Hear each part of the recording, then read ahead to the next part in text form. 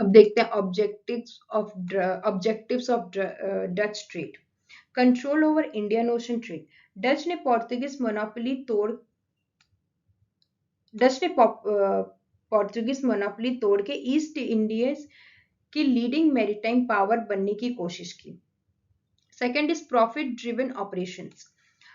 पोर्तुगीज जैसे missionary goals या British जैसे लेटर टेरिटोरियल फोकस नहीं, डच का फोकस सिर्फ कमर्शियल प्रॉफिट पे था।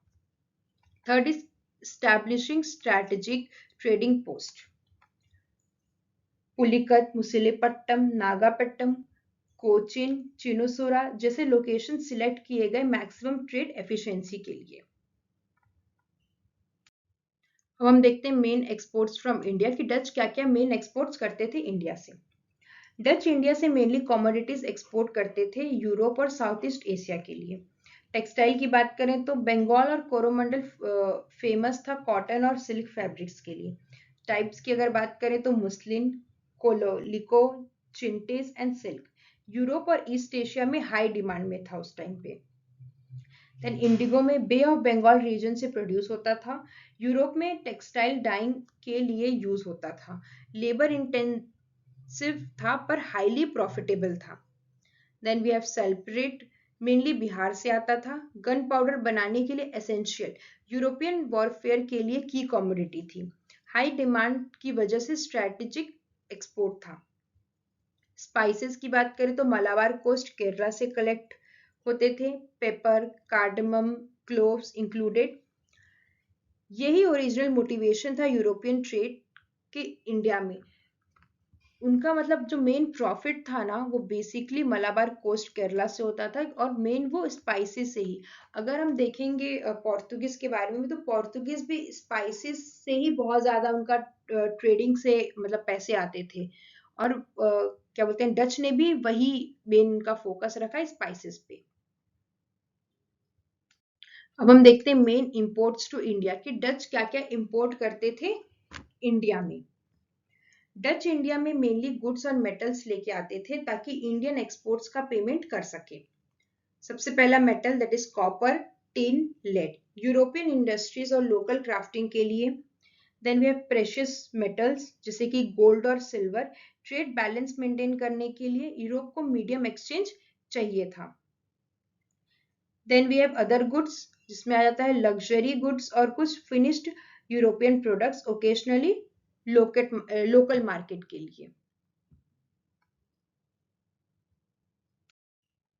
अब हम बात करते हैं Dutch East India Company organisation and strategies के बारे में। सबसे पहले हम देखेंगे हाईली ऑर्गेनाइज्ड एंटरप्राइजेस।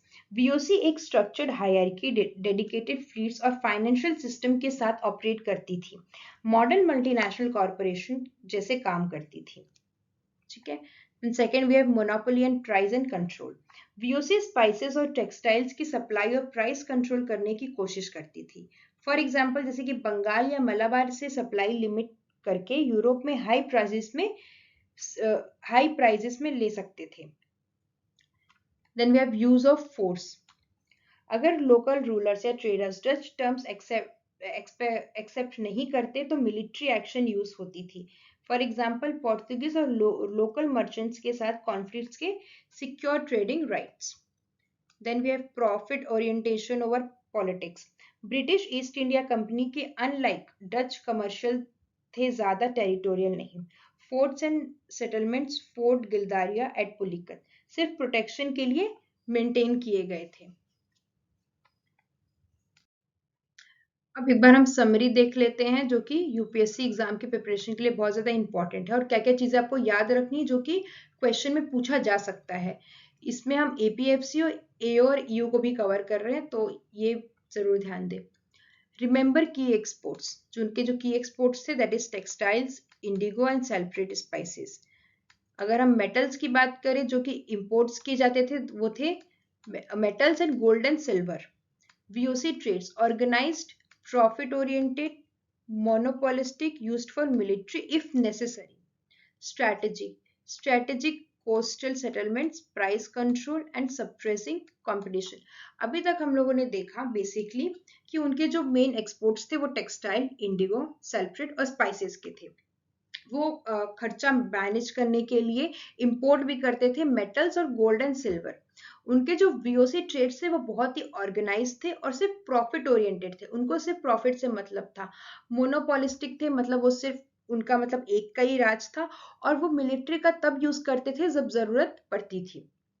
उनका जो स्ट्रैटेजी था वो बहुत क्लियर स्ट्रैटेजी के साथ आए थे कि उनको ट्रेडिंग करना है, और इसीलिए उन्होंने सिर्फ कोस्टल एरियाज में ही अपने अपने फैक्ट्रीज सेटअप किए।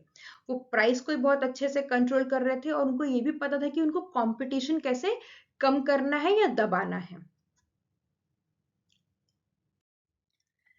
नेक्स्ट हम देखेंगे Dutch relation with Indian powers, कि डच के जो रिलेशंस थे वो इंडियन पावर्स के साथ कैसे थे। डच ईस्ट इंडिया कंपनी एक प्राइमरी कमर्शियल कंपनी थी, और उनके रिलेशंस इंडिया रूलर्स के साथ ट्रेड इंटरेस्ट से ड्रिवन थे, ना कि टेरिटरी या रिलीजन के लिए। उनकी डिप्लोमेसी प्रैक्टिकल थी, सिर्फ सेफ ट्रेडिंग राइट्स, सेटलमेंट की प्रोटेक्शन और लोकल अलायंसेस बनाने के लिए।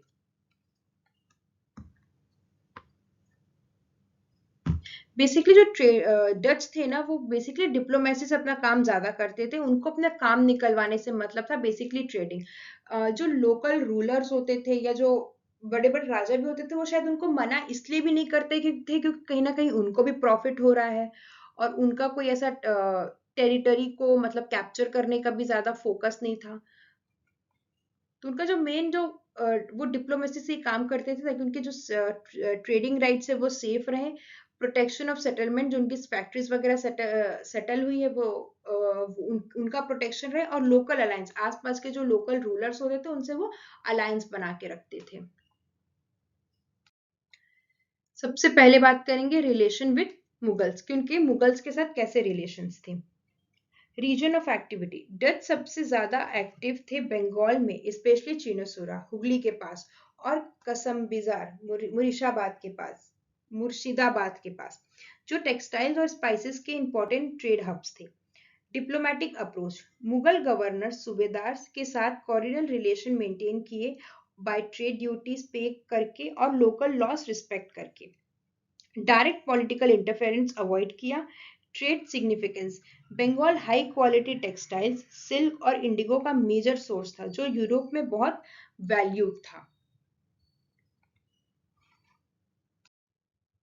अब हम बात करेंगे साउथ इंडियन रूलर्स के बारे में, कि डच के रिलेशंस उनके साथ कैसे थे। दैट इज दक्षिण भारत के रूलर्स की एरियाज जो थे वहां पे, दैट इज कोरोमंडल कोस्ट, जो कि तमिलनाडु और आंध्र प्रदेश में पड़ता है।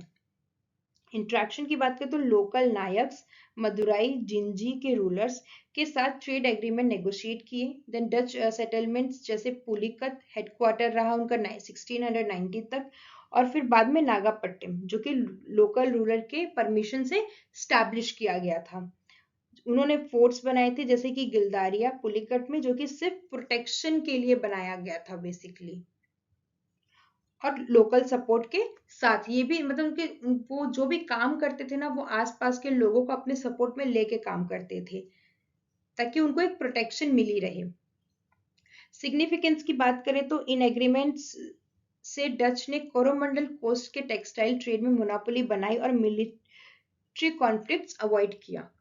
उन्होंने मिलिट्री कॉन्फ्लिक्ट्स अवॉइड किया, और अलायंस के साथ उन्होंने सारे काम किए। हम बेसिकली अगर जितने भी राजाओं के साथ देखेंगे या जितने भी रूलर्स के साथ देखेंगे, उन्होंने सबसे नेगोशिएशन करके डिप्लोमेसी के थ्रू वो धीरे धीरे अपने कैप्चरिंग में, अपने मतलब फैक्ट्री सेटअप में वो बिजी रहे, मतलब फैक्ट्री सेटअप ही वो करते थे, और अपने ट्रेडिंग में ही उनका ज्यादा ध्यान रहता था। अब बात करेंगे relations with Malabar rulers. Conflict context, Portuguese Cochin और नियर बाय पोर्ट्स कंट्रोल करते थे।